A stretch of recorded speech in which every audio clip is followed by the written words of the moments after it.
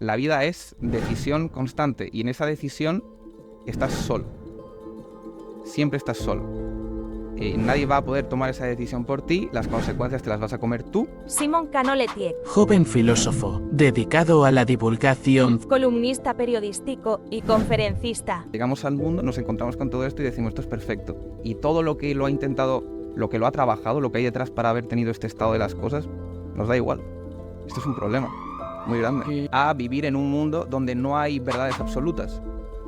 Entonces después es totalmente normal que la persona esté perdida, esté angustiada. Al final te acabas preguntando hasta qué punto nuestra personalidad y los rasgos que empleamos para distinguirnos de los demás no son simplemente elementos de consumo más. Es decir, construimos nuestra personalidad a base de comprar. Ortega decía que el amor, una relación amorosa, es un canje entre dos soledades, ¿no? Es decir, es como nos ponemos de acuerdo para dejar de estar solos y así empieza una relación. La gente en el terreno político precisamente no quiere ser sumisa, pero justamente parece que en el terreno sexual se da justo lo contrario. ¿Y nosotros hacia dónde vamos? Digamos que yo creo... Buenas. Antes de continuar con el episodio, quería comentaros que según las estadísticas de YouTube, el 95% de las personas que ven nuestros vídeos no están suscriptos. Así que quería pediros ese pequeño favor, que os suscribáis, que le deis me gusta, que nos sigáis en las redes, porque eso es lo que nos permite seguir creciendo como canal y nos permite seguir haciendo estos episodios. Así que no interrumpo más, pediros ese pequeño favor y muchas gracias por estar viendo. Buenas, bienvenidos a un nuevo episodio del podcast. Hoy estamos con un joven filósofo que de los 15 años escribe artículos periodísticos dedicado a la divulgación filosófica y conferencista. Hoy estamos con Simón Cano Letiec. Buenas tardes, muchas gracias. Buenas tardes, Simón. Para arrancar fuerte con el tema de filosofía, que es un tema que a la gente le ha gustado mucho, ¿qué opina un filósofo hoy de la sociedad actual? Bueno, esta es una pregunta muy interesante, porque, por ejemplo, hace poco a mí me llama mucho la atención que ha aparecido este meme que parece que referencia a estas personas que hablan de la sociedad, ¿no? Dice, la sociedad hoy en día tal, ¿no? Y es, digamos, cuando utilizamos una categoría como la de sociedad, cuando hablamos de la sociedad, parece que de alguna manera estamos congelando conceptualmente una serie de relaciones que están ahí, pero realmente la sociedad como concepto no responde a lo que hoy en día podríamos considerar como un grupo homogéneo de personas. Es decir, nuestra sociedad siempre está cambiando, está en constante diálogo, no es un concepto estático, que es lo que parece que de alguna manera sugiere el concepto de sociedad. De hecho, hay un filósofo antropólogo que se llama Bruno Latour, que él justamente comenta que cuando un antropólogo utiliza el concepto de sociedad en sus trabajos de campo, tiende de alguna manera a justamente eso, a congelar esas relaciones sociales que realmente cuando emergen son las que hacen lo social, ¿no? Entonces, si entendemos por sociedad, vamos a decir, este grupo heterogéneo de personas que componen un determinado círculo, hablar de la sociedad hoy en día se presenta problemático, sobre todo porque una tendencia que hay dentro de la crítica cultural es precisamente esta, la de dibujar un panorama desastroso, donde no hay sitio para el progreso, donde no hay sitio para al fin y al cabo, el diagnóstico que se realiza es sobre todo pesimista, ¿no? A mi juicio, podríamos decir que existe un paradigma social donde hay una serie de factores que entran en juego. Es decir, cuando yo salgo a la calle, por ejemplo, lo primero que me fijo, y es en lo primero que recibimos nosotros, es la imagen de los demás. De hecho, hay un sociólogo, que es Niklas Luhmann, que habla precisamente de que uno de los primeros rasgos que tenemos para concebir una confianza con el otro es la imagen. La persona entra por la imagen, ¿no? Entonces yo creo que hoy en día las personas han desarrollado una especie de revulsivo estético, se conciben a sí mismos como marcas y en función de eso nos presentan sus rasgos como si quisieran venderse a las personas que las contemplan. ¿Sabes lo que quiero decir? Sí, has tocado varios temas, así que quiero seguir por ahí porque una de las preguntas que tenía apuntado es que siempre se dice, antiguamente se vivía mejor, ahora estamos peor. ¿Pero eso es verdad o es lo que tú mencionas? Bueno, fíjate que es muy curioso porque es uno de los tropos a los que recurrían mucho los estoicos. Es decir, cuando hablamos de los estoicos, obviamente hay muchos estoicos y no todos estaban de acuerdo. Pero claro, ellos comparaban al hombre primitivo, al hombre de naturaleza, con el hombre de aquel entonces, ¿no? Que era precisamente el que se había desmadrado, el que había abandonado un poco la medida del logos, ¿no? Entonces esta comparación entre los hombres de antes y los hombres de ahora lleva existiendo desde hace mucho tiempo. La cuestión está en que todo conflicto relacionado con este tipo de problemas, es decir, criticar ahora o criticar antes, siempre parece que presenta los mismos puntos de vista, no debería separarnos de la capacidad de poder analizarla. Es decir, el filósofo, por ejemplo, siempre tiene que meter, y lo digo mucho, el dedo en el ojo. Es decir, la crítica generalmente es incómoda. Y uno de los filósofos que ha tenido que sufrir precisamente por eso fue Sócrates, ¿no? Entonces, realmente, cuando hoy en día intentamos abordar una crítica de la sociedad, entendiendo este concepto como lo hemos definido previamente, debemos ser capaces de tener esa libertad y no caer en juicios dogmáticos del tipo esto lleva haciéndose siempre, tienes que avanzar, tienes que evolucionar. No, realmente solamente vamos a evolucionar si antes de hacer lo que tenemos que hacer lo pasamos por el filtro de la reflexión. Si no, no vamos a llegar a ningún sitio, y el sitio donde vamos a llegar sin seguir este proceso no va a ser el que realmente corresponde a nuestra naturaleza. Vale, ¿y cuál es el filtro ese que hay que hacer? Bueno, según Ortega, por ejemplo, Ortega y Gasset, que se crió, bueno, pasó parte de su educación en Málaga, él hablaba precisamente de que para que una acción se corresponda con nosotros, tiene que tener que ver con nosotros. Es decir, nosotros, por ejemplo, cuando obedecemos a... Es decir, nosotros tenemos emergencias del deseo. Muchas veces queremos hacer algo. Y sin embargo, es cierto que muchas veces cuando hacemos eso, al final, una vez que lo hemos hecho, no termina de satisfacernos, no nos representa. Para Ortega, precisamente, eso significa que no lo hemos reflexionado bien. No ha pasado por ese tamiz reflexivo que de alguna manera podría haber puesto esa acción que íbamos a hacer con lo que nosotros realmente somos. En estos términos, por ejemplo, ellos hablan de lo que es esencial a nosotros y lo que es accidental. Si tú, por ejemplo, vas mañana a una tienda y te compras algo porque tienes esta especie de vorágine consumista, si eso realmente no responde a lo que tú eres, tarde o temprano se va a revelar como accidental y con algo con lo que podrías haber estado perfectamente sin ella.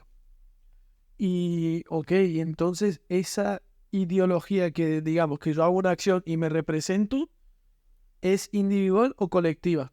Porque, digamos, yo siento que tal vez yo hago esta acción y me parecen bien a mí, pero tal vez tú haces la misma acción y dices, esto no me gusta lo que he hecho.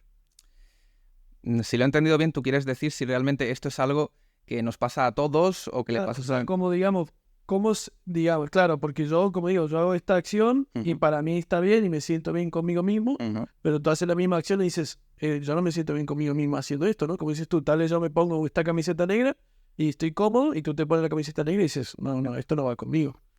Sí, es decir, nosotros, para elaborar un juicio universal de este tipo, es decir, ser capaces de decir algo realmente que nos ocurra a todos, ¿no? Con un género de cosas específico, es muy complicado, es uno de los juicios más complejos que se pueden hacer en filosofía. Es decir, ya Kant se propuso esto de los juicios a priori, es decir, algo que realmente no necesita de la experiencia para estar asentado. Es decir, por ejemplo, si tuviéramos que pensar en algo universal, es decir, algo que hacemos todos o una estructura de la conciencia que tenemos todos, ese es precisamente uno de los objetivos que ha intentado vislumbrar, por ejemplo, el filósofo Schopenhauer. Es decir, él planteaba precisamente que nosotros, el principio último de nuestra esfera consciente y fenomenológica es el deseo, que nosotros siempre deseamos, siempre queremos algo más y que esa espiral es de alguna manera insaciable. Una vez que tú has conseguido lo que tú quieres, después tienes que repetir otra vez el ciclo, porque al fin y al cabo el deseo se desea a sí mismo. Esta es un poco la vorágine que es bastante atractiva porque parece que de alguna manera se adapta muy bien a la realidad, ¿no? Es como si el modelo teórico y la realidad se abrazasen en algún momento, porque es cierto, yo por ejemplo, no tiene por qué ser universal, ¿no? Pero es cierto que el deseo se presenta muchas veces como algo que no tiene fin. Incluso si lo piensas realmente no tiene simplemente que ver con el deseo sexual, sino con, por ejemplo, la compra, el amor, el mero hecho de tener cosas, el mero hecho de relacionarte con los demás, siempre hay una volición que empuja y que quiere salir de ti para acercarse al otro. Qué bueno. Y justo una de las preguntas que me habían pasado por Instagram era, ¿por qué hoy en día se acepta tanto el mal? Es decir, por ejemplo, hoy todo el mundo dice, nuestros políticos roban y todo el mundo lo acepta. ¿Por qué ese contexto de, vale, ya damos por hecho que pasa esto y lo dejamos pasar? Sí, yo creo que se ha abogado también por una tesis relacionada con este conflicto, que es el que de alguna manera estos dirigentes y vamos a decir, la astenia que parece que rodea a estas personas representa un poco lo que somos nosotros también. Es decir, estos políticos que nos pueden rodear, sin especificar nombres, realmente son personas que han surgido de un contexto sociocultural muy similar al nuestro. De alguna forma son un espejo en el que vernos y también son una ventana a través de la que ver el mundo. Estas personas, el mal, e incluso, por ejemplo, vamos a hablar incluso del mal entendido en las relaciones personales. Te iba a decir, no necesariamente tenemos que hablar de política, puse ese ejemplo, pero que se acepte el mal de que alguien haga algo mal y tú dices, bueno, no haces nada. Sí, porque de alguna manera esto, digamos, se puede interpretar de muchas formas. Para mí es que cada uno hoy en día está intentando construirse su propio sistema de valores. Es decir, desde Nietzsche, por ejemplo, bueno, desde Nietzsche y desde mucho antes, ¿no? Pero la crisis de valores occidentales persiste como una de las más, vamos a decir, complejas, porque de alguna forma, con la muerte de Dios que vaticinaba Nietzsche, han caído muchas de nuestras capacidades evaluativas. Es decir, lo que consideramos bueno o malo ya no tiene un fundamento ontológico real. Hemos entrado en una especie como de perspectivismo, que es lo que él sugiere, es decir, cada uno tiene su perspectiva de lo que está bien, de lo que está mal, y por lo tanto hay que intentar, bueno, lo que digamos parece que la sociedad democrática vende un poco es que hay que ser tolerante, pero con todas estas perspectivas, lo que genera que la persona esté absolutamente perdida. Exacto, y te iba a decir, ¿y cómo hacemos para definir el bien y el mal? Porque como dices tú, hoy todo está bien, nada está mal, pero estamos perdidos, filo, porque como todo está bien, nadie puede corregir a nadie, entonces no sabemos quién dice la verdad y quién no. Es un problema enorme.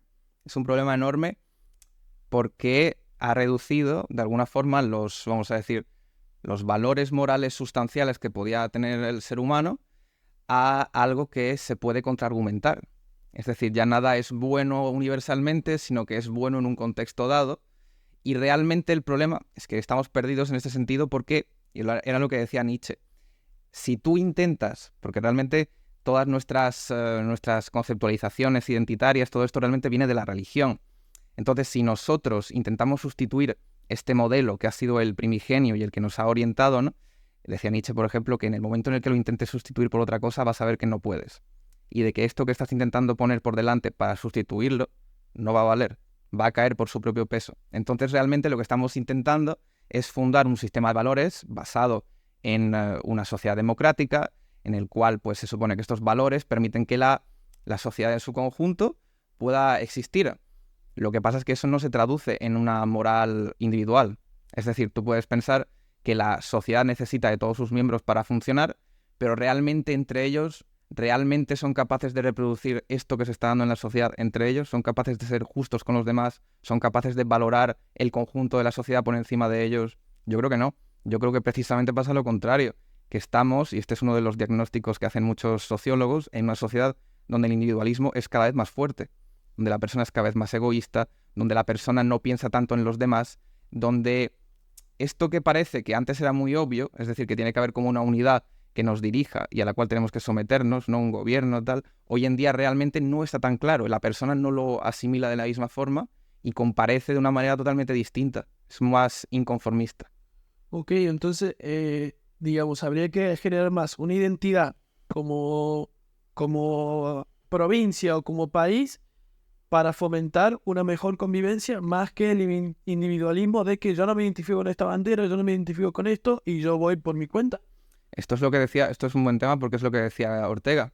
Ortega decía precisamente que el auge de particularismos, es decir, que haya grupos identitarios, colectivos con vamos a decir, ciertas prerrogativas que quieren defender frente al resto del grupo, de alguna manera podía entenderse como una degeneración del espíritu, vamos a decir, de este esfuerzo que realmente está imprimido en la persona. Es decir, que nosotros tenemos que aceptar que tiene que haber una unidad y a la cual tenemos que seguirle y con deferencia. Porque claro, realmente al ser humano de hoy en día, sobre todo vamos a hablar sobre todo del occidental, del que tenemos más cerca, porque el relativismo cultural es importante, no podemos hablar en nombre de todo el mundo, pero sí es cierto que cuando nos acercamos a este ser humano, no le gusta nada que lo dominen en el terreno político, ni en el terreno territorial, ni en lo personal. Quieren, vamos a decir, expresar un tipo de libertad que no tendrían sin los conflictos que ha habido previamente. Y eso también lo señala Ortega. Es decir, de alguna forma el ser humano se ha olvidado de todo lo que había detrás nuestra, todo lo que se ha conseguido históricamente, que se ha conseguido, vamos a decir, bajo el paraguas del Estado, bajo el paraguas de la política bien hecha, y ahora realmente lo acepta como si es algo que está dado. Es decir, que ellos llegan al mundo, llegamos al mundo, nos encontramos con todo esto y decimos, esto es perfecto. Y todo lo que lo ha intentado, lo que lo ha trabajado, lo que hay detrás para haber tenido este estado de las cosas, nos da igual. Esto es un problema muy grande. Que deberíamos volver a retomar historia, decir, estudiar el pasado para vivir el presente, digamos. Por ejemplo, se dice mucho que el que conoce la historia sabe que todo se repite. Entonces, en algunos momentos parece que la gente no es que no estudie historia, pero simplemente que no es consciente de todo lo que ha tenido que pasar para que una persona tenga determinados derechos, ¿no? Entonces parece que la persona no está tan dispuesta a reproducir ese estado de conciencia. De alguna forma se distancia. Esto se ve muy bien, por ejemplo, en el trato con los ancianos. Es decir, una generación que ha sostenido a otra, de repente la juventud es capaz de marginarla por completo. Es decir, yo conozco un montón de personas que no quieren ni visitar a sus abuelos o ni siquiera se plantean si hay un dilema moral detrás. Simplemente no quiero, no lo hago, ¿no? Y esto es algo que muchas personas de otras generaciones no han podido hacer. Uy, es que me han hecho acordar justo ayer una pregunta que me mandaban, era eso, que la generación de mis abuelos han construido un país sin tener terapia, con rechazo, con hambre, con todo, y han construido un país súper rico. Ajá. Y yo siento que mi generación lo estamos destruyendo, o sea, no lo estamos valorando, y se supone que hoy en día estamos mejor que nunca, pero lo estamos destruyendo. ¿Por qué pasa esto? Por eso, por no tener memoria al fin y al cabo. Digamos que no hay memoria y también hay un intento constante de construir las bases de aquello que se ha mantenido a lo largo del tiempo. Vamos a decir, es un revisionismo que está ahí, pero es que claro, si nosotros, por ejemplo, si montamos una casa y de repente vemos que esta casa no se adapta a las circunstancias de su tiempo, destruir la casa, a mí me parece que es una decisión un poco fuerte, porque de alguna forma está omitiendo todo lo bueno que había detrás, entendiendo por casa el edificio epistemológico y moral que hemos intentado construir nosotros como civilización. Pero claro, es que luego te pueden argumentar perfectamente que esto es un tropo habitual dentro de la discusión. Te van a decir, bueno, pero es que el ser humano tiene que ir descartando, tiene que ir eligiendo. Pero claro, el problema está en que el relativismo en el que vivimos hoy en día nos fuerza a vivir en un mundo donde no hay verdades absolutas. Entonces, después es totalmente normal que la persona esté perdida, esté angustiada. Es decir, sus elecciones se basan en creencias y opiniones que realmente están desposeídas de todo suelo epistémico. Realmente nosotros, cuando creemos en algo, la creencia que depositamos en la confianza que depositamos en las cosas realmente no está sustentada, como puede ser, por ejemplo, no es una fe. Es decir, nuestra fe democrática, esta especie como de secularización de la religión que hemos intentado adoptar para sustentar la civilización, ha dejado al ser humano en esta situación de angustia constante, de realmente no saber si lo que está haciendo está bien, está mal, o si se está equivocando al tomar una determinada decisión, ¿no? Wow, o sea, porque me ha gustado mucho todo lo que has planteado, porque yo pensé que más que crisis como sociedad estamos teniendo una crisis individual y en base a la crisis individual tenemos una crisis como sociedad, pero estás mencionando como que la crisis de la sociedad hace que el individuo también tenga esa crisis, ¿no? Entonces, es como digo, o sea, es que me está explotando la cabeza, digo, ¿y cómo encuentro yo como persona la verdad? Bueno, hay muchas hipótesis. La primera, esta es una escuela de pensamiento que se ha desarrollado en Estados Unidos, que es el pragmatismo americano. Es decir, hemos visto que el concepto de verdad no responde al dinamismo que tiene la vida, por lo tanto, constrúyete tu propia verdad, es lo que decían en el pragmatismo. Tú intenta ir adaptando tus nociones a lo que se te va presentando en la vida y a partir de ahí desarrolla un conocimiento empírico que de alguna forma te permite avanzar. Otra cosa es que luego eso se pueda extrapolar a todo lo demás y que tenga la misma fuerza. Realmente no la tiene, porque de alguna forma lo que propone es que cada conceptualización de la realidad y de la vida que tú hagas es algo provisional, va a ir cambiando. Entonces realmente al final te puede servir y te puede no servir. Es que el problema está en que si tú prescindes de un sistema de valores como el que teníamos anteriormente, el que existía en Europa y en Occidente, a la hora de reconstruirlo va a presentar problemáticas porque no hay contextos en los cuales tú lo puedas reproducir. Es decir, nosotros sabemos, vamos a hablar por ejemplo de que el asesinato está mal, ¿no? Sin embargo, después de vamos a hablar por ejemplo del concepto de defensa propia, todo este tipo de situaciones realmente hacen emerger nuevos paradigmas dentro de los cuales una cosa está bien o está mal. Y esto por ponerlo en una situación muy, muy, muy extrema. Pero por ejemplo, uno de los asuntos que a mí más me llama la atención hoy en día es el asunto de la monogamia y de la poligamia, que esto realmente ha existido siempre, pero que de alguna manera ha permitido, vamos a decir, la monogamia ha permitido reconducir como ciertos aspectos de nuestras vidas, ha permitido darle un orden que no siempre es constructivo, es decir, que para muchas personas esto no le funciona, ¿no? Y a través de un pragmatismo ellos son capaces de redirigir eso y decir, bueno, pues yo voy a ser polígamo o relaciones abiertas, todo esto, o el poliamor que está ahora tan en boga, ¿no?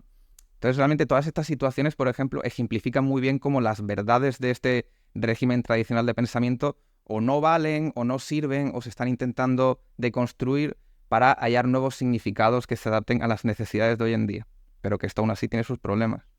Justo has mencionado el tema de relaciones, yo ahora el tema que quería entrar era el tema de relaciones, amistades, enemistades. Porque tú tienes una charla que hablas de la amistad y de la enemistad. Así es. ¿Cómo nos influyen las amistades en nuestra vida? Porque viendo como un poco la crisis individualista que hay, nuestros pares nos ayudan mucho en el día a día. Entonces, ¿cómo afecta la amistad y la enemistad según el lado filosófico? Bueno, puede afectarnos digamos, podríamos enfocarlo desde distintos puntos de vista. El primero de ellos, hay un escritor que decía que nosotros somos un poco la mezcla de todas las personas que hemos conocido en nuestra vida, ¿no? Entonces realmente eso comparece y se expresa en nuestra personalidad, cómo nos han tratado, cómo nos tratan día a día, incluso el lenguaje que utilizan con nosotros, cómo se relacionan. Eso de alguna manera nos permite expresarnos ante el mundo con una fuerza dinámica que responde a los propios intereses de estas personas, ¿no? Entonces realmente aquí digamos, el problema de fondo es que hasta dónde llegan ellos, digamos, esa impronta que han dejado en nosotros y hasta dónde llegamos nosotros. Es decir, dónde está el yo auténtico, este que se supone que es identitario, que es nuestra personalidad. ¿Cómo se mantiene eso en un mundo donde realmente estamos en constante relación? Es decir, ¿tenemos un espacio realmente nosotros para comparecer al margen de lo que los demás intentan desplazar sobre nosotros? Tanto amistades como enemistades, ¿no? De hecho, yo tengo digamos, mi teoría es que la enemistad en algunos momentos puede ser incluso más motivadora que una amistad. Ahí es que me ha hecho acordar, yo vi un podcast que era de Ricky Edit, que era un influencer, pero es más famoso por los haters que tiene que por los fans que tiene. Y él decía, es que el odio vende más que el amor. O sea, a mí me hace más dinero la gente que me odia que la gente que me ama. ¿Por qué pasa eso? Es que a mí me parece que es un tema muy, muy interesante, ¿eh? Porque, no sé, hace poco, hace un tiempo ya, hace Tangana, le hacían una entrevista en la que él decía precisamente, dice, ¿qué opinas de los haters? ¿No? Decía, que sigan haciendo su trabajo, que me están ayudando mucho. A mí personalmente me motiva más saber que hay gente que no quiere que yo esté en determinado sitio. Decía, por ejemplo, Chuck Palahniuk, que es el escritor del Club de la Lucha, muy buen libro y buena película también. Bueno. Y decía precisamente que porque claro, si te suicidas en algún momento dado, toda esa gente que te apuntaba con la mirada y con el dedo, esa gente gana al final. Es muy curioso porque, por ejemplo, Viktor Frankl en el libro precisamente él hablaba. Aquí. Exactamente. Ahí me parece que una de las preguntas que él solía hacer en terapia precisamente es ¿por qué no te has suicidado todavía? Y así la persona explicaba realmente los motivos por los cuales sigue en el mundo, ¿no? Muy interesante eso, ¿no? Entonces yo creo que tal y como te miran las personas, las relaciones que has dejado en el camino, porque al fin y al cabo el odio que podemos sentir, vamos a decir en términos intersubjetivos que vayan más allá de las redes sociales, suele ser precisamente o de amistades que no han funcionado y han acabado siendo fuertes enemistades, como decía Cicerón, o han sido relaciones que no han funcionado y esas personas pues justamente no te quieren ver en el lugar en el que estás, ¿no?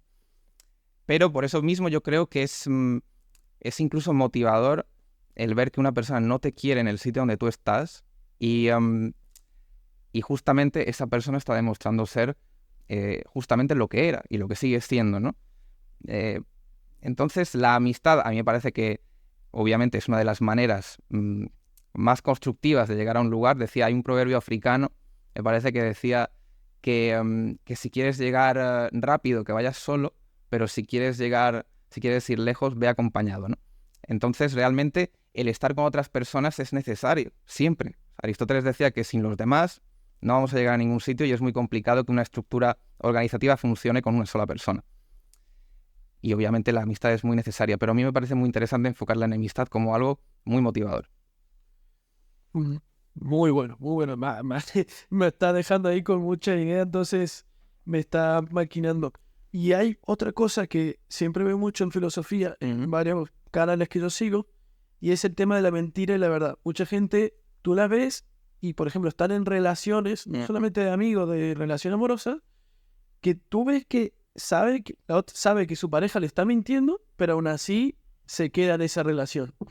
Y tú dices, pero ¿por qué no quiere la verdad? Y hay gente que dice, yo es que no quiero escuchar la verdad, prefiero que me mientan.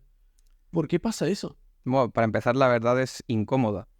Muchas veces nosotros, cuando depositamos hacemos un depósito de confianza en una persona, lo hacemos muchas veces presionados, sobre todo cuando son relaciones personales o sentimentales, a mi juicio porque no queremos estar solos. Es decir, Ortega decía que el amor, una relación amorosa, es un canje entre dos soledades, ¿no? Es decir, es como nos ponemos de acuerdo para dejar de estar solos y así empieza una relación.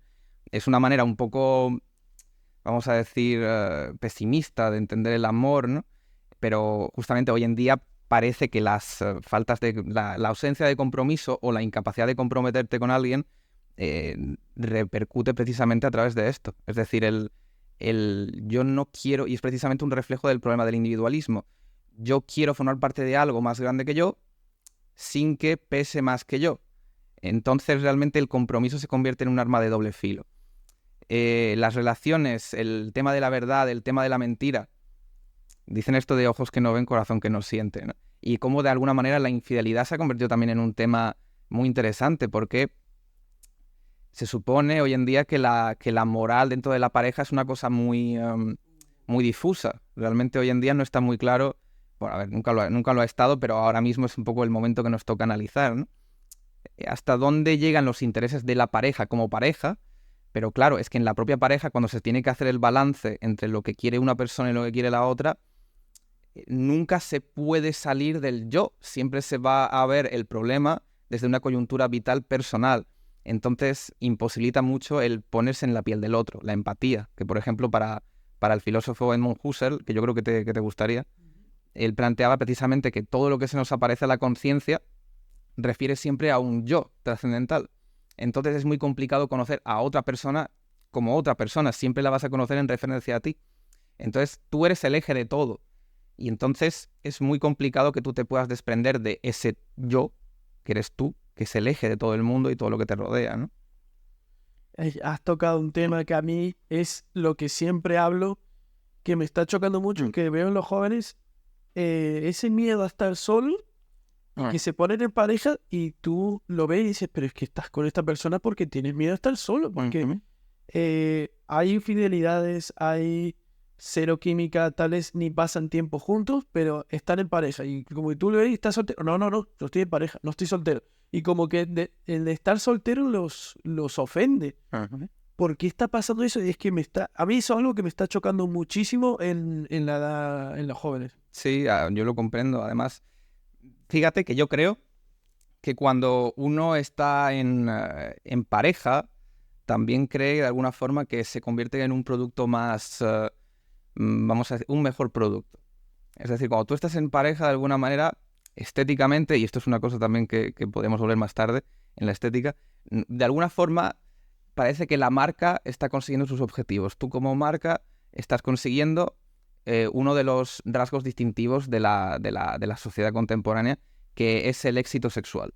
Es decir, tú estás con una persona y de alguna manera eso simboliza que a ti te están yendo bien las cosas en el terreno personal, que a lo mejor después en la vida académica, en la vida profesional, la cosa no va tan bien, porque esto también es una cosa muy interesante, y es que cuando tú te metes en una relación con una persona, si somos racionales realmente, es decir, si hacemos un cálculo de costes y de beneficios en base a un orden de preferencias subjetivamente ordenado, realmente es muy complicado tener una pareja, dedicarle todo el tiempo que le tienes que dedicar a una pareja, porque es un trabajo de confianza y de tiempo juntos, que si tienes un trabajo, que si tienes unos estudios a los que te quieres dedicar bien, pues eso va a degenerar en una serie de tensiones que hacen muy complicada una relación. Realmente, por ejemplo, nuestros padres o nuestros abuelos, realmente todo esto lo vivieron de otro modo y para ellos fue algo totalmente distinto. Lo que ocurre es que ahora, fíjate, por ejemplo, una cosa que me viene a la cabeza ahora que estás comentando esto, hay un sociólogo que se llama Anthony Giddens, muy bueno, que tiene un libro que se llama Consecuencias de la modernidad. Y en ese libro habla de una cosa que yo creo que, yo creo que acierta. Y es que vivimos en un momento dado en el cual somos muy capaces de juntarnos con personas en relaciones sentimentales, pero que existe una inseguridad constante porque esa persona vuelva al terreno de la relación impersonal. Es decir, tú te juntas con alguien, te pones con alguien de pareja, pero existe esta sensación constante de que esa persona puede ser devuelta otra vez al círculo del que venía. Es decir, puede puede dejar de ser pareja en cualquier momento, ¿no? Y no pasa nada. O incluso con las amistades. Tú puedes ser amigo de una persona, pero puede haber una pequeña tensión que devuelva a esa persona al redil de la gente que realmente no te pertenece o no pertenece a tu círculo de amistades, ¿no?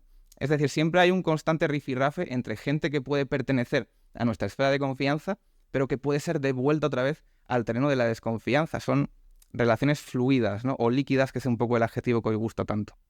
Y me ha hecho acordar, tú en una de tus conferencias la mencionas, la escena de Whiplash, Uh-huh. que el protagonista, bueno, no sé si quieres contarla tú. No, bueno, a mí me parece que es una escena... A mí la película me gustó mucho cuando la vi, pero claro, después la vuelves a ver y vas encontrando detalles que a priori no... Yo creo que eso caracteriza muy bien a una buena película. Que tú la ves una vez y sin saber nada de música, yo por lo menos... A ver, yo algo sé, pero tampoco soy un entendido. Pero luego la vuelves a ver y ves conflictos, ves momentos muy interesantes, y el de este personaje a mí me parece increíble.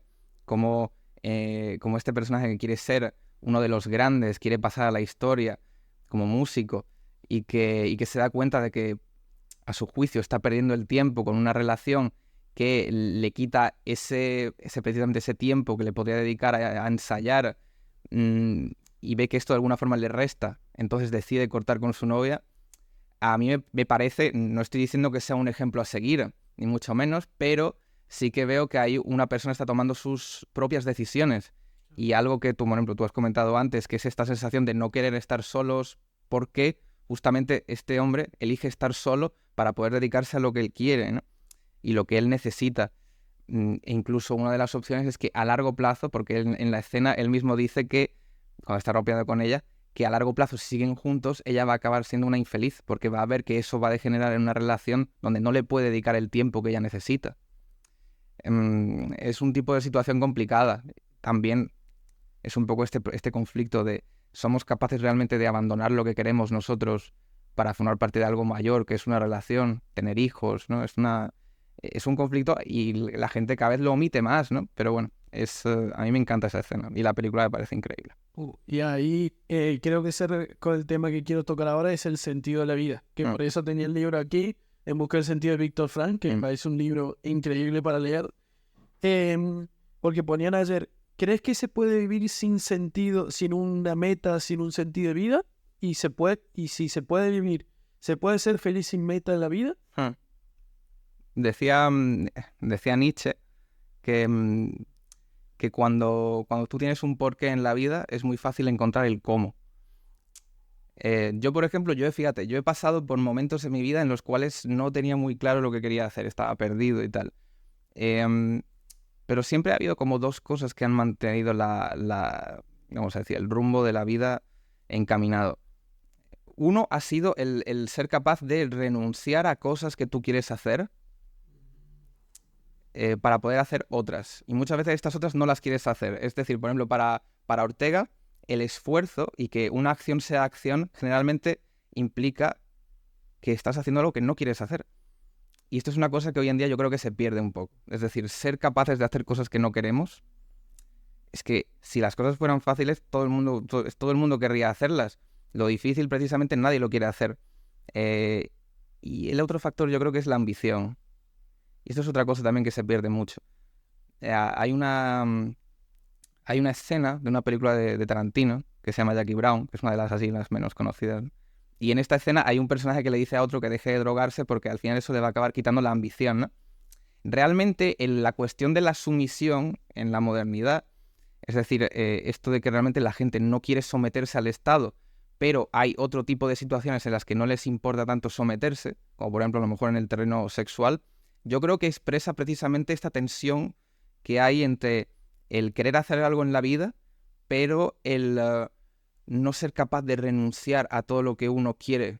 Es decir, a mí me encanta perder el tiempo, o me encantaba perder el tiempo haciendo un montón de cosas, pero, y es un proceso duro. Es decir, cuando tú, por ejemplo, tú como yo, tienes una emergencia, tienes un deseo y lo quieres hacer y necesitas hacerlo, pero aparece la razón y te dice, no lo hagas porque esto te va a dificultar, porque esto te lo va a imposibilitar de una manera muy importante.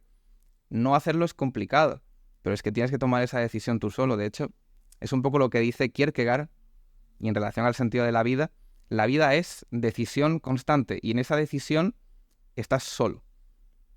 Siempre estás solo.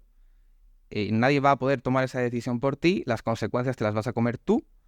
Entonces, claro, la gente quiere delegar, la gente no quiere esa responsabilidad, pero es que esa responsabilidad la tienes desde el minuto uno. Lo que pasa es que obviamente pasas por el tránsito de la infancia en la que tus padres se pueden encargar un poco de todo, pero en el momento en el que sales al mundo, ahí estás solo. Y ahí, eso sí que ejemplifica muy bien la decisión.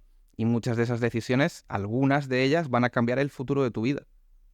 Qué bueno lo que has dicho. O sea, me viene a la cabeza lo que muchos coaches hoy en día dicen, que porque todo el mundo dice, yo busco motivación, y todos los coaches cracks están diciendo, es que no tienes que tener motivación, tienes que tener disciplina. Que disciplina es hacer lo que no quieres hacer por un bien mayor. Entonces me parece increíble que un filósofo también lo diga, digamos, porque siempre están estos coaches, estos gurús lo dicen y todo el mundo dice, bueno. Pero un filósofo también lo plantea con varios autores que han mencionado, esto de tomar una decisión, yo voy a querer hacer esto, y tienes que hacerlo y estar un poco loco, ¿no? O sea, ir un poco en contra de la corriente, porque tal vez tú le planteas a tu familia, quiero ser futbolista, y todo el mundo dice, no. Tienes que ir un poco contra la marea para ser ese alguien que quieres, entonces. Sí, hay una serie que salió que está basada en la película esta de Fargo, en la que el protagonista siempre miraba un cartel en el que aparecían como muchos peces, y había un pez que miraba en otra dirección, ¿no? Y el cartel decía algo así como, ¿y si los demás están equivocados y eres tú el que va en la dirección correcta, ¿no? Hay una especie como de auto-ostracismo, es decir, de alguna forma, cuando tú eliges ir a contracorriente, y es un poco lo que hacen también muchos futbolistas, deportistas de élite, claro, tú le preguntas a un deportista de élite qué tal tu vida, qué tal tus noches de fiesta y tal, y muchos te van a decir, que lo habrás escuchado muchas veces, es que yo no salía de fiesta, es que no podía, era un sacrificio que tenía que hacer. Tú renuncias a un factor muy, vamos a decir, es un factor humano, tus relaciones con los demás, todo eso se empobrece en favor de perseguir tu sueño. Pero la cuestión está en que cuando vas consiguiendo esto que te ibas proponiendo, que es horriblemente complicado, ahí es donde realmente empiezas a adquirir cierto poder sobre ti mismo. Es decir, ahí es cuando realmente tus objetivos que has puesto en común con tu razón sobre tus deseos, porque para mí eso es una dicotomía muy interesante, la de los deseos por un lado y la de la razón por otro. Entonces, cuando aplicamos ese logos griego, por ejemplo, sobre el pathos, realmente lo que surge es, para Nietzsche a lo mejor no está tan claro, pero yo creo que en nuestra voluntad de autodominio y de autogobierno realmente se expresa lo que realmente podemos ser. Y es tomando decisiones complicadas sobre nuestro futuro. Eso es la vida. Y me ha hecho acordar varios ejemplos, por ejemplo, Alfonso Davies, jugador del Bayern de Múnich. Él dice que su vida es aburrida. O sea, dice, yo voy a entrenar y después de entrenar tengo 2 amigos y me quedo en casa jugando al Play, no tengo nada. Y también Lillard, que es un jugador de NBA, dice lo mismo. Dice, estoy en Milwaukee, voy a entrenar y después no puedo hacer nada. Y es como, han sacrificado todo para llegar ahí. Y me ha gustado lo que has dicho tú, que has separado tú mismo con las manos. Deseo y razón. Ujú. Que hay que buscar la razón para encontrar este sentido. Y si buscamos el deseo, que era lo que hablábamos antes de grabar, el deseo de la fiesta, el sexo y demás, nos acarrila a una vida desgraciada. Bueno, a mi juicio, no tiene por qué ser necesariamente así. Es decir, yo creo que todos y todas las personas pasan por algún momento de su vida en el que se dejan fluir un poco con esta corriente, vamos a decir, libidinal, tanto en fiestas como en sexo, ¿no? La cuestión está en, como decía Séneca, de no dejarse esclavizar por su propio cuerpo. Es decir, nosotros sabemos, por ejemplo, esto que estás comentando ahora, que es muy interesante, sabemos que cuando vemos a un famoso, alguna famosa en alguna fotografía, nosotros tenemos la fotografía y eso es apariencia. Es decir, la apariencia de belleza, apariencia de éxito, esa imagen captura un momento y como nosotros tenemos esta imagen que lo que hace es captar nuestro punto de vista, nuestra atención, no vemos más allá. Entonces, por ejemplo, vemos a un famoso o una famosa en una imagen de Instagram de fiesta, alcohol, decimos, esa vida la quiero yo también, quiero ese glamour volcado pues vamos a decir, en el espíritu orgiástico, dionisíaco, yo quiero perderme, quiero desposeerme, ¿no? La cuestión está en que eso es mera apariencia. Tú ves esa imagen y tú dices, este estilo de vida funciona porque sí, pero realmente tú sabes cómo es llevar eso a largo plazo, cómo es salir de fiesta todos los días, cómo eso le afecta a tu cuerpo, cómo vas a estar, cómo compaginas eso con una vida más o menos plena en la que quieres cumplir tus objetivos. Es que ese es el problema realmente de las imágenes y de las redes sociales, que nos presentan una realidad como aparente, pero la persona no es capaz de ver más allá. Es decir, no es capaz de ver más allá de una simple imagen. Detrás de eso hay un estilo de vida que, como digo, está glamorizado, se nos presenta como algo atractivo, pero realmente una vez que lo pones en práctica, no tiene nada de glamuroso. Es decir, el alcohol, en fin, todo este tipo de cosas que al fin y al cabo lo que hacen es alejarnos un poco de esas metas autoimpuestas que respondían a la racionalización del logos y que son en este caso más bien frutos de un deseo, que el deseo no es malo intrínsecamente, ¿no? Es malo en función de dónde te lleve. Y bueno, has tocado el tema de las redes sociales, que era la gran pregunta que te quería hacer. ¿Tú no tienes redes sociales? ¿Por qué no tienes redes sociales? Bueno, ahora me he tenido que hacer alguna para promocionar la conferencia, pero hasta entonces no tenía. No tengo redes sociales principalmente porque no me gusta cómo me hacen sentir, es decir, y creo, obviamente esto también parte de un juicio elaborado a partir de la praxis de los demás. Es decir, yo he visto cómo las personas reaccionan en función de lo que escriben, el tiempo que pasan con los teléfonos. Yo, por ejemplo, yo viajo mucho en tren y me gusta siempre llevarme un libro. Lo que pasa es que cuando me llevo el libro en el tren y me pongo a leer en el tren, muchas veces, digamos, pienso un poco. Había un escritor que era Arcadio Espada, que él decía que iba a las cafeterías a leer para posar un poco, ¿no? Es decir, te pones así a leer, tal, haces un poco como que lees y la gente se fija en ti, ¿no? En mi caso no es así, pero sí es cierto, y esto es algo que he notado, y también lo decía Nietzsche, que cuando tú te adaptas un poco a las circunstancias de tu tiempo, por ejemplo, si tú pues vas todo el rato con el teléfono, escuchando música, te camuflas, ¿no? La gente lo acoge perfectamente. Es decir, acogen mejor que tú te adaptes a ellos y que adoptes sus tropos estéticos en vez de todo lo contrario. Es decir, oye, realmente distinguirse de los demás, por ejemplo, no tener redes sociales, a lo mejor no vestir según los estrictos cánones de belleza que hay ahora mismo, es precisamente lo que te puede generar ese auto-ostracismo, es decir, el desvincularte un poco de la dirección en la que va tu generación. Entonces, claro, el que no tiene redes sociales, me han dicho, por ejemplo, gente que está en política y que las tiene, que si no las tienes no existes. Es un juicio muy duro. Es decir, ¿cómo que no existo si no tengo redes sociales? Y sin embargo, por ejemplo, la última conferencia que organizamos, toda la gente que yo metí, la metí porque la conocía y porque se lo había comentado en persona, no porque lo hubiese difundido en redes sociales, ¿no? realmente el tejido social, que es el que realmente funda nuestra capacidad de relacionarnos bien con el mundo, no está en Internet, está fuera, es decir, está en el mundo real. Pero bueno, aquí hay varios temas que sí que podríamos tocar. Uno de ellos es precisamente el tema de la imagen y de la estética. Porque, claro, yo, por ejemplo, ahora que me lo he tenido que instalar, que ha sido el Instagram, que no me siento nada orgulloso de haber tenido que hacerlo. Es decir, para mí es un autoengaño. Una derrota se podría decir. Es una derrota, es una derrota. Yo lo he vivido fatal, de verdad. Lo he vivido como una autotraición y no me gusta para nada. No me gusta, aparte que he estado echándole algún ojo y tal. Y ahí en ese momento sí que lo que digo es, por ejemplo, esto lo decían mucho los estoicos, ¿no? Hay que evitar que el pensamiento llegue a germinar, ¿no? En el momento en el que ya veo que estoy empezando a tirar mucho el teléfono, digo, bueno, pues no, porque esto no me gusta. Aparte que ya te digo que para mí todos tenemos una especie de naturaleza intrínsecamente adictiva, es decir, este deseo que siempre quiere consumirnos.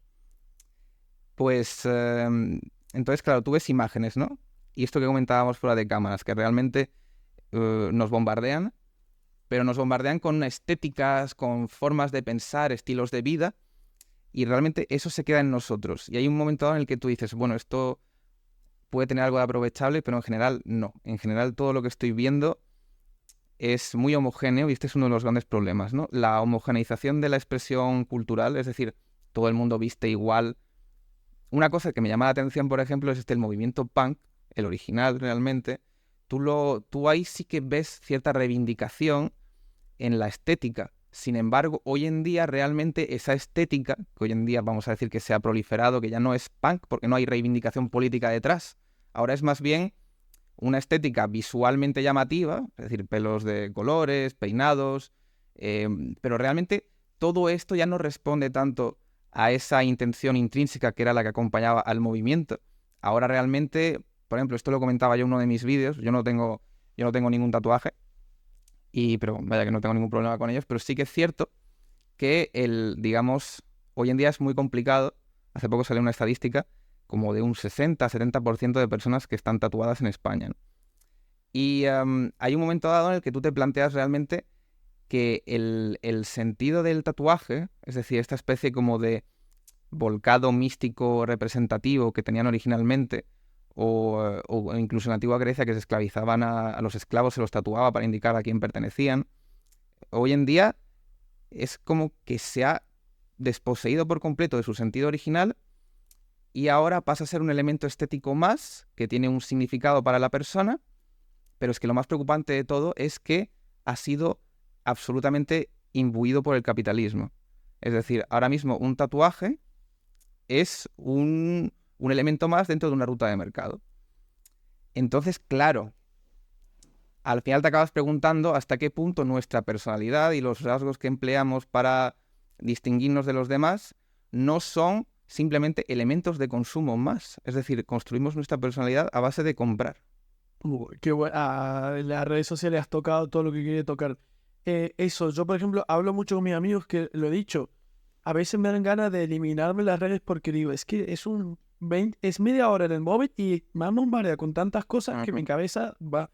Pero como digo yo, siento que hoy, y con varios amigos lo he hablado, siento que hoy no se puede vivir con redes sociales. O sea, el sistema está hecho para que estés en el mapa. Es como que, y tengo un amigo que se desinstaló las redes y me dijo, Andy, llevo un mes sin redes y es que siento que estoy totalmente fuera del mapa. O sea, la gente que me cruza en la calle me dice, ¿dónde has estado? O sea, es que pienso que te habías muerto.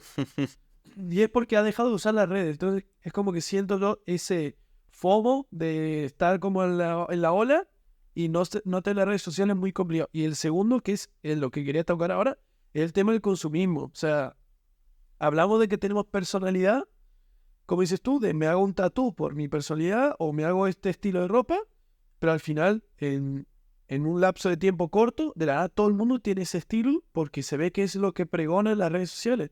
O las marcas nos venden inconscientemente a través de publicidad de 15 segundos, ¡pum!, y nos hacen comprar cosas. Sí.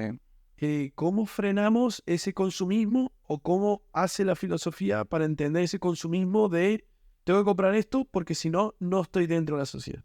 A mí me parece un tema precioso porque es uno de los, digamos, para mí es uno de los que más me interesa a nivel moral y a nivel ontológico, es decir, de lo que hay, porque Fíjate, nosotros salimos a la calle y vemos un mundo de personas que de alguna manera responden a una especie de canon estético homogéneo.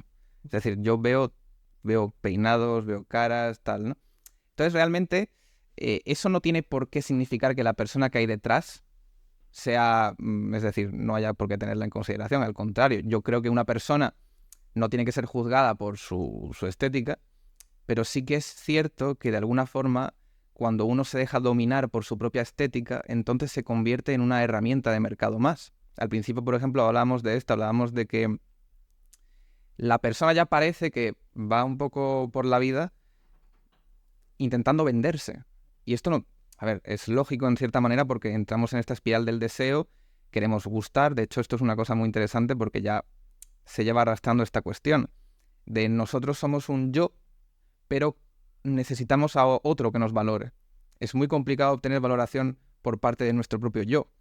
Esto es un poco lo que hay detrás de la dialéctica hegeliana, es decir, la valoración por parte de la alteridad. Necesitamos siempre un otro, un alter, que de alguna manera sea capaz de valorar lo que nosotros estamos haciendo, porque si no, realmente no hay justamente es uno de estos sentidos, ¿no? Nuestras decisiones siempre van a tener en cuenta a un otro, pero fíjate que yo creo, esto es una cuestión interesante, yo creo que en la estética, vamos a decir preponderante hoy en día, hay como un revulsivo sexual y erótico constante. Es decir, hay una especie de fusión entre lo público y lo privado que se abraza en la estética contemporánea. Es decir, a lo mejor si antes la persona en su vida privada tenía una serie de relaciones con cualquier persona y después lo comentaba públicamente, eso generaba un efecto en la persona, ¿no? Es decir, podía generar una envidia, podía generar de todo. Pero sin embargo, hoy en día realmente se explota mucho el factor sexual de la estética o incluso de la propia historia de vida. Nosotros cuando hablamos con alguien generalmente queremos dejar claro o hacer constar nuestros éxitos, nuestros valores, vamos a decir, lo que nos ha funcionado. ¿Por qué? Pues o queremos que la otra persona se sienta apelada por esos éxitos o es una manera de intentar reafirmarnos, ¿no?, en nuestras inseguridades constantes. Pero aún así, en esta estética hay un poco un carácter de querer salir de sí. Como nos cuesta tanto comunicarnos, es decir, esto es una cosa muy interesante, nos cuesta mucho abrirnos con otras personas, generar una empatía, la imagen se convierte un poco en el sustituto de esta sensación de inadecuación a la conversación. Es decir, yo con mi imagen, de alguna manera, suplo esto que decía George Bataille del erotismo, que el erotismo genera una necesidad de salir de sí para juntarse con otro. Y en el acto sexual se genera la desposesión, ¿no?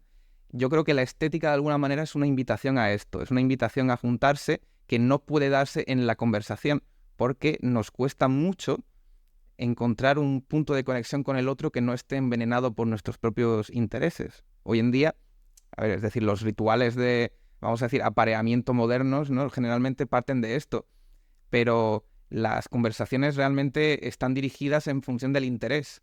O sea, yo hablaré de un tema, la otra persona hablará de otro, así hasta que al fin y al cabo vamos a decir, la cópula acabe realizada, ¿no? Esto que son un poco conceptos un poco biológicos, ¿no?, pero que realmente responden a nuestra naturaleza intrínseca a la hora de relacionarnos sexualmente. Entonces, claro, nuestra manera de vivir esta realidad, es decir, la sexualidad, también es muy interesante porque plantea otra cosa, y esto es una cosa que yo me he encontrado con muchas personas, y es que, claro, hoy en día la gente en el terreno político precisamente no quiere ser sumisa, pero justamente parece que en el terreno sexual se da justo lo contrario. Es decir, hay como una especie como de regreso a una especie de sumisión en el terreno sexual que es muy llamativa. Es decir, se recalca mucho el papel receptivo, el papel pasivo como algo a tener en cuenta dentro del mundo, ¿no? Entonces uno se empieza a preguntar por qué esta sensación de que en la vida la gente no quiere ser dominada, pero en el terreno íntimo sí. ¿Cuál es vamos a decir, cuál es el correlato que une estos dos puntos de vista? ¿Qué es lo que hace que nosotros en nuestra vida privada seamos de una manera y en nuestra vida pública seamos de otra, ¿no? Por ejemplo, para Freud era que en nuestra vida cotidiana hay una tensión constante por el trabajo, por nuestras tareas cotidianas, que luego en el terreno sexual necesita sublimarse. Es decir, esta persona que está sometida a un gran estrés, a lo mejor en la vida pública, luego en su vida privada necesita precisamente depositarse en otra persona y hallar una satisfacción a partir de un papel donde se libera de estas responsabilidades, ¿no? O sea, como el tema del masoquismo y demás. Exactamente. Claro, pero lo ideal sería no tener que llegar a eso, ¿no? Vivir una vida cotidiana Ujú. en base a la razón para no tener que en tu vida privada llegar al masoquismo, ¿verdad? Claro, es que fíjate, el tema del masoquismo es muy interesante porque plantea realmente dónde están los límites de una sexualidad sana. Hoy en día, realmente en el terreno de lo sexual y en el terreno de lo privado y de lo íntimo, es muy complicado establecer juicios de valores porque generalmente establecer un juicio de valor dentro de este terreno implica una evaluación subjetiva. Es decir, tú ves con cierta distancia algunas cosas, ¿no? Yo, por ejemplo, te lo comento, yo, por ejemplo, he trabajado en locales de este tipo, en los cuales pues yo he visto distintos tipos de prácticas, ¿no? Entonces, claro, hay un interés filosófico en intentar determinar un poco cuál es el origen, la casuística de este tipo de situaciones, ¿no? La cuestión, y volvemos un poco al asunto del consumo, es que hay vamos a decir, hay una impronta comercial muy fuerte de sex shops, de marcas, dentro de ese terreno. Es decir, es muy curioso cómo para que una relación sexual funcione requiere de elementos extrínsecos al cuerpo. Es decir, en el momento en el que empiezas a meter objetos, juguetes, todo ese tipo de cosas, al final te preguntas, bueno, entonces ¿dónde queda el cuerpo realmente, ¿no? El cuerpo se convierte en accesorio de la propia relación corporal, ¿no? Es decir, el cuerpo adquiere un rol secundario dentro de la relación sexual. Para mí suena un poco extraño, ¿no? O por lo menos discutible, ¿no? Y esta es un poco la situación. Es decir, en el momento en el que tú necesitas, y ya no estamos hablando de terceras personas, estamos hablando de terceros objetos. Esta es la cosa, ¿no? Y claro, esto es un pago superior.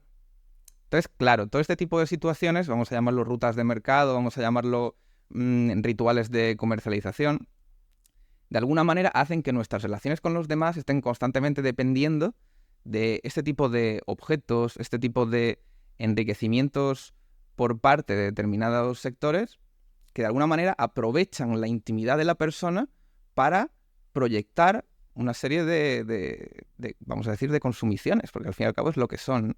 Incluso si tú para salir de fiesta necesitas tomarte 4 o 5 copas, luego las discotecas se encargan de ponerte la música a un determinado nivel, aprovechan también tu capacidad adquisitiva para saber cuántas copas tienes que gastarte, hacen estudios de mercado. Realmente toda nuestra vida está un poco permeada por este aspecto consumista. Siempre estamos gastando y de alguna forma también, esto lo proponía Anthony Giddens, esto de estar siempre gastando dinero nos pacifica, es decir, nos libera, nos destensiona. De alguna forma, para intentar preservar esta ilusión de que el individuo es absolutamente bueno. Pero comprando de alguna forma nosotros nos amedrentamos, nos dulcificamos. Es decir, por ejemplo, hay algunos estudios antropológicos que señalan esto, ¿no? De que hay parejas que están enfadadas entre sí, salen a comprar y están después mejor. Es decir, van a comprar y después salen de allí como si nadie hubiera pasado, ¿no? Ok, o sea que ¿hacia dónde va la sociedad? O sea, el postmodernismo y la sociedad líquida que se nos menciona, ¿hacia dónde vamos? Porque por lo que están mencionando, vamos a un consumo extremo y a una falta de personalidad, porque me ha hecho pensar eso cuando hablaba en las redes sociales, de como he dicho tú, seguimos una moda, al final todos físicamente o estéticamente parecemos iguales y pensamos que así nos van a querer, pero en realidad es al revés, mientras más original es uno, más te quieren, por más que la verdad les incomoda, como que dicen, yo quiero ser amigo de esta persona porque él sabe lo que quiere, como yo no sé lo que quiero ser amigo de él. Pero hoy en día estamos siguiendo vale, yo sigo esto porque es lo que está a la moda y todos tenemos sin personalidad y al final nadie es querido del todo porque todos somos una moda. Es que, claro, tú cuando ves una moda o ves a un grupo, eso de alguna forma te acoge. Es decir, tú al pertenecer a vamos a decir, a lo que son el equivalente a las tribus urbanas, cuando tú te pareces a ella, cuando desarrollas como cierta isomorfia, es decir, como similitud con su imagen, de alguna manera esto te acoge. Entonces tú formas parte de algo superior a ti, aunque esto de alguna forma ponga en peligro tu autenticidad, ponga en peligro tu singularidad. Esto, por ejemplo, lo decía Nietzsche, decía que es muy complicado porque, claro, nosotros nos queremos distinguir, siempre nos queremos distinguir de los demás, yo también, es decir, a mí uno de los conflictos personales que uno puede tener es cuando uno quiere hacer una cosa, uno tiene un deseo de cierto tipo y, sin embargo, todo el mundo lo hace, ¿no? Yo, por ejemplo, si a mí eso me pasa, yo me siento mal, es decir, yo digo, es que quiero hacer lo mismo que hace todo el mundo. Entonces, ¿por qué hacerlo si lo quiere hacer todo el mundo, ¿no? Y no estamos hablando de hablar de algo tan sencillo como respirar, ¿no? Sino de a lo mejor cosas más específicas. Pero claro, en este sentido tú tienes que redirigirte. ¿Y nosotros hacia dónde vamos? Digamos que yo creo que va a haber una especie de retorno al logos. Es decir, ahora mismo hay un momento dado en el cual, bueno, pues todo el mundo ejerce vamos a decir, su voluntad por los terrenos que se le abren. Yo creo que no hay una excesiva ambición por abrir unos terrenos distintos y que los únicos terrenos distintos que se abren están ideológicamente marcados, es decir, que realmente no responden tanto a la emergencia del yo individual, sino más bien a la emergencia de un colectivo superior, del cual el individuo cree que forma parte, pero que realmente, es decir, realmente los colectivos o las agrupaciones, realmente nosotros no respondemos precisamente a ellas. Realmente lo único que hay detrás es una sensación de desahogo emocional porque nos acoge. Esa sensación de pertenencia a un grupo es muy importante y por eso muchas veces hacemos lo que hacemos. Nos juntamos con quien nos juntamos, nos vestimos como nos vestimos. Entonces, al fin y al cabo siempre está este factor de qué pesa más, si pesamos más nosotros individualmente o el grupo. Por ejemplo, esta es una cuestión muy interesante en el arte, cuando el pintor está pintando. Desde la antropología se piensa, bueno, ¿hasta dónde llega el pintor individualmente y hasta dónde el estilo de la época, esto que tiene en la cabeza, que podríamos decir que es, entre comillas, cultural y que comparece en la obra? Este es uno de los dilemas. Separarse es decir, tener personalidad y separarse de lo que es realmente la colectividad es muy complicado y generalmente puede ocasionar esta sensación de que eres demasiado ambicioso y de que realmente no deberías estar ahí porque, y esto es algo que se nota, cuando una persona realmente no pertenece a vamos a decir, a esta coyuntura, a este paradigma de idiosincrático, isomórfico, donde la expresión cultural es homogénea, eso se nota, tú lo ves y no gusta. Por ejemplo, no gusta cuando imagínate, tú estás en el tren, todo el mundo con sus teléfonos y tú ves a una persona con un libro, no te gusta. O por un lado porque te recuerda y dices, mira, ese está con un libro, yo podría estar leyendo también, pero estoy aquí con el Instagram, no sé qué.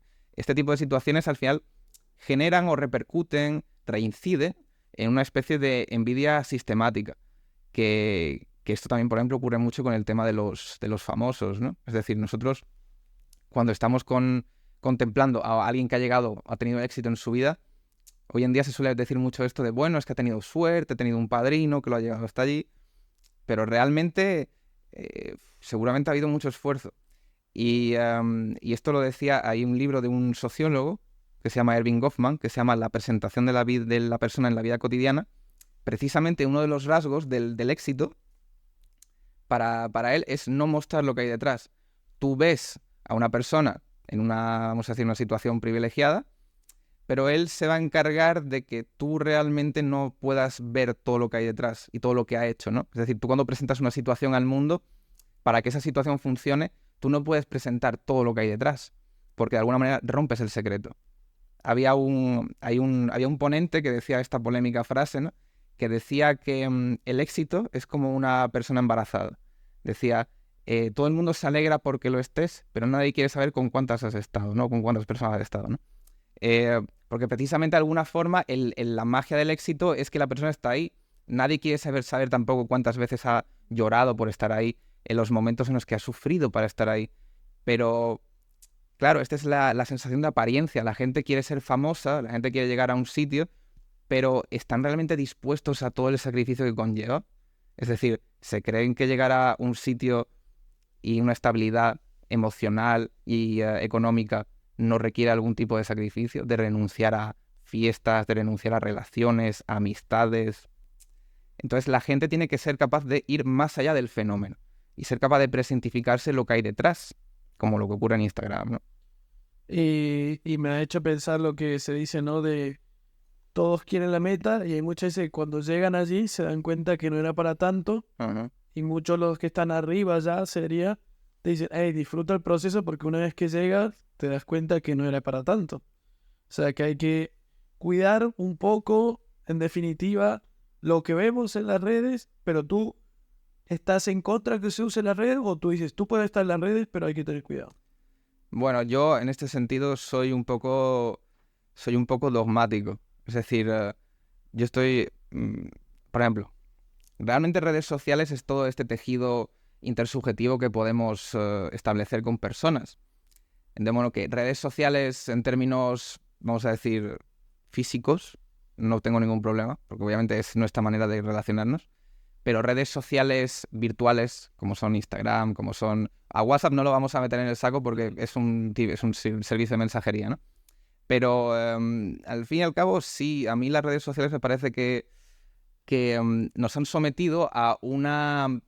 Vamos a decir, ha habido una extrapolación porque, claro, nosotros estamos acostumbrados a la inmediatez a través del sentido que nos rodea y que nos conecta con las redes sociales, ¿no? Entonces, claro, te acostumbras a que las reacciones de las personas sean instantáneas, a que sus respuestas también lo sean, a que sus valoraciones también lo sean. Y luego, en el mundo real, distan mucho de presentar esta temporalidad tan ubicua y asidua, ¿no?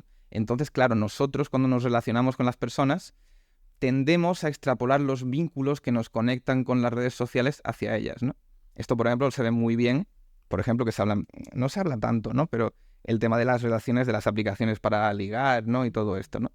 Realmente para mí siempre se ha presentado un poco como el Netflix de la carne, ¿sabes? Es decir, nos presenta una lista de personas, ¿no? Y aquí sí que se efectúa por completo este juicio hedonista y egoísta del individuo por encima de todo. Es decir, yo voy con mi lista de preferencias, vamos a decir, emocionales, sexuales, lo que sea, ¿no? Y eso se le impone a la otra persona, ¿no? Y claro, esta es una nueva manera de entender las relaciones y de entender cómo nos juntamos y cómo biológicamente nos apareamos, ¿no? A mí me parece que es muy frívolo, muy trivial, que convierte vamos a decir, la trascendencia de la sexualidad en algo espúreo, es decir, algo que se consume y que apenas se valora, y que justamente reincide un poco en este bucle del consumismo. Es decir, al ser un Netflix de la carne, lo que hace es que convierte a las personas en productos, en marcas. El problema está en que muchos de nosotros nos esforzamos en ser una marca para este tipo de maquinarias. Entonces, en cierto modo tenemos que ser capaces de distanciarnos de este tipo de cosas que al fin y al cabo responden a necesidades relacionadas con el deseo. O sea, nosotros deseamos algo, pero claro, es tan cómodo no pensar las consecuencias, es tan cómodo no comprometernos. Lo que tenemos que hacer, si esto nos ocurre, ¿no?, a mi juicio, es ser capaces de ver en qué medida esto nos afecta interiormente. Como hemos dicho antes, la psicología y la filosofía hasta el siglo XIX iban prácticamente de la mano. De hecho, psique, que es el término griego que utilizaban para referirse al alma, es la que ahora forma parte de la palabra psicología, ¿no? O sea, realmente es una racionalización de las pasiones y de los movimientos del alma. Todos tenemos nuestros, vamos a decir, recibimos nuestros varapalos por parte de la vida. Kierkegaard lo decía, cuando tú te abres al mundo, la vida te golpea. Pero claro, eso es una cosa que uno tiene que asumir. Y con respecto al tema de las redes sociales y de la vida, decía Nietzsche, por ejemplo, que cuando tú, que es realmente el fundamento que hay detrás del eterno retorno de lo mismo, es que tú tienes que querer rehacer lo que has hecho, ¿no? Entonces yo creo realmente al fin y al cabo que aunque tú te puedas equivocar mucho en la vida y cometer errores, si tú quieres rehacer aquello que te ha llevado hasta donde estás, es decir, incluso cometiendo los errores, es una nueva manera de construir un sistema de valores distinto, pero claro, ¿cómo puedes ser capaz de mirar hacia atrás y ver todo lo que has hecho en tu vida y ver que, vamos a decir, ver que has arrasado con todo en el sentido negativo de la palabra y aún así querer repetirlo, ¿no? Es una manera peligrosa de ver la vida, pero no por ello hay que desconsiderarla. Cada uno tiene sus tendencias. Por ejemplo, para los estoicos estaba el sabio y estaba el vicioso, ¿no? Uno que se entrega a las pasiones y el que se entrega a la razón. Si tú eres capaz de equilibrarlo, pero personalmente yo no creo que haya un equilibrio. Yo creo que en el momento en el que te decantas por uno de los dos caminos de la vida, o tres, por ejemplo, para Kierkegaard hay tres caminos. Para Kierkegaard la vida son como tres grandes momentos, ¿no? Tú tienes un estadio estético, que es vamos a decir que es el momento en el que tú pervives dentro de tu vorágine personal, ¿no? El momento en el que tú estás despreocupado de la vida. Y sin embargo hay un momento dado en el que te tienes que comprometer con algo, con un curso de acción, ya sea con el trabajo, con la familia, ¿no? Y esto es el estadio ético. Sin embargo, tú trabajas mucho, te comprometes con tu curso de acción y sin embargo, al final te das cuenta de que incluso trabajando tanto, nada realmente depende de ti. Siempre hay como algo por encima, ¿no? Y para Kierkegaard, al final esto resultaba en dos posibilidades, ¿no? O te volvías loco, es decir, abrazabas cierta locura, o adoptabas la religión. Es decir, hay una incertidumbre que está ahí constantemente rondándonos, que es un poco realmente lo que siempre está planeando sobre nuestras vidas, ¿no? Que por mucho que tú apliques la razón sobre la pasión y sobre lo que se te presenta en la vida, realmente el problema está en que hay una parte, Claro, este es un poco el gran problema, ¿no? Que es que no todo es controlable. Siempre hay un margen de error vital que se desprende de nuestras decisiones, por ejemplo, el advenimiento de una enfermedad, la pérdida de un ser querido. Este tipo de situaciones realmente se escapan a todo concepto filosófico y de hecho se nota, porque tú puedes ser una persona muy estoica, haberte leído un montón de libros, que luego cuando te ocurre algo tienes el mismo miedo que cualquiera. Ese es el problema, ¿no? Se supone que hay una preparación por delante, pero claro, realmente el concepto no puede acotar la realidad y de hecho muestra su ineficacia cuando la vida te golpea. Entonces, lo único que puede servir si una persona es estudiosa y se enfrenta a este tipo de situaciones, que es como el gran golpe que puede darle a uno, es, como decía Nietzsche, el intentar aprovecharlo y darle la vuelta. Es decir, para Nietzsche, por ejemplo, incluso una enfermedad podía permitir que la persona adquiriera un nuevo sentido y que pudiese ver la vida desde otro punto de vista. Es un punto de vista terrible, ¿no? Pero la filosofía a veces se mete en este tipo de terrenos, ¿no? En los terrenos de la vida donde son más, vamos a decir, el lado oscuro, ¿no? De la vida. Bueno, excelente, Simón. Tengo la cabeza con 200.000 temas, entonces creo que por ahí ahora quiero entrar en la última fase, que son las preguntas que suelo hacer yo en el episodio, que tal vez son un poco más personales. La primera es, ¿qué es algo que creías mucho y hoy en día ya no lo crees? La verdad. Yo creía antes que había una gran verdad absoluta y me he dado cuenta realmente de que el mundo opera con sucedáneos de verdad. La cuestión está en que todas estas corrientes ideológicas que te intentan, digamos, deconstruir tu propia verdad, tienen que pasar por ti de una forma muy sutil. Es decir, tú te tienes que replantear aquello que no te sirve, pero aquello que no te sirve a ti, no porque te lo digan desde fuera. Tienes que ser capaz de readaptarte al mundo, pero a tu propio mundo. Es decir, nunca aceptar imposiciones ajenas, a no ser que claramente estés demostrando que no eres capaz de funcionar bien, ¿no? Vale, perfecto. Segunda pregunta, ¿qué te gustaría que pongan en tu lápida? En mi lápida. Esta es una buena pregunta. Bueno, fíjate.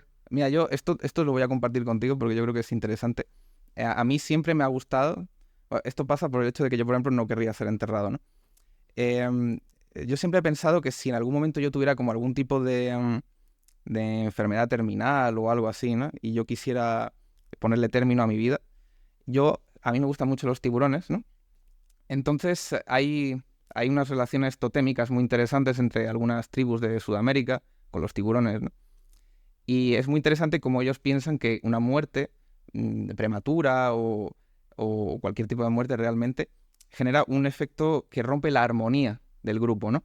Entonces, para ellos muchas veces el que el cuerpo vuelva al mar o a su animal totémico, en este caso un tiburón, por ejemplo, es algo que restablece la armonía del grupo. Entonces, si yo tuviera algún día, Dios no lo quiera, algún tipo de situación, de algún tipo de enfermedad o lo que sea, ¿no? Pues yo a lo mejor optaría por algo así, ¿sabes? Como el retorno a la naturaleza. Vale, perfecto. Me has hecho acordar a Charlie Sarria, que era un biólogo especialista en tiburones que vino aquí al podcast y ha hablado un poco de todo eso. Última pregunta del podcast es, ¿cuál es tu mayor regalo al mundo? Mi mayor regalo al mundo. Esto es muy interesante porque cuando uno intenta aproximarse a la esfera mediática con lo que uno es, de alguna forma, uno se presenta como producto.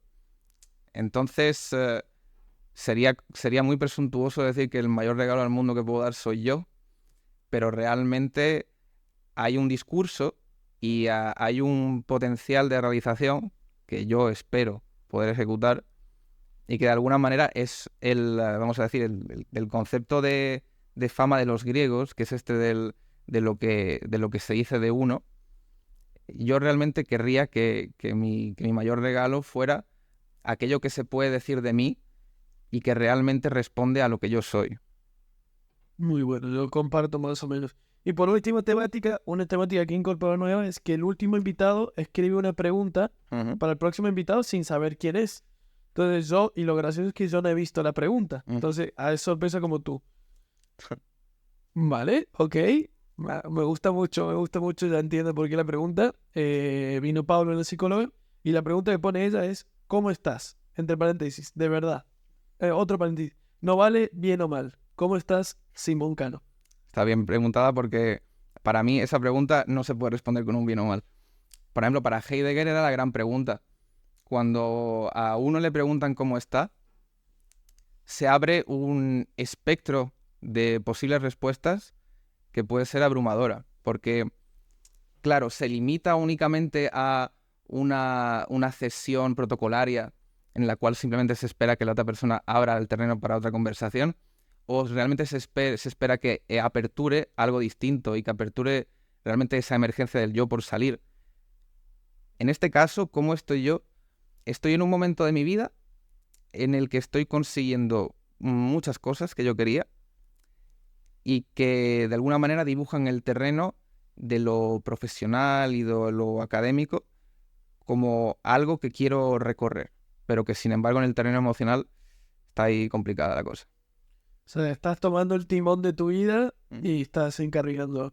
Estoy encarrilando, pero como siempre, es decir, cuando uno ve los programas, uno ve una situación, generalmente pues piensa que todo es muy fácil de realizar, ¿no?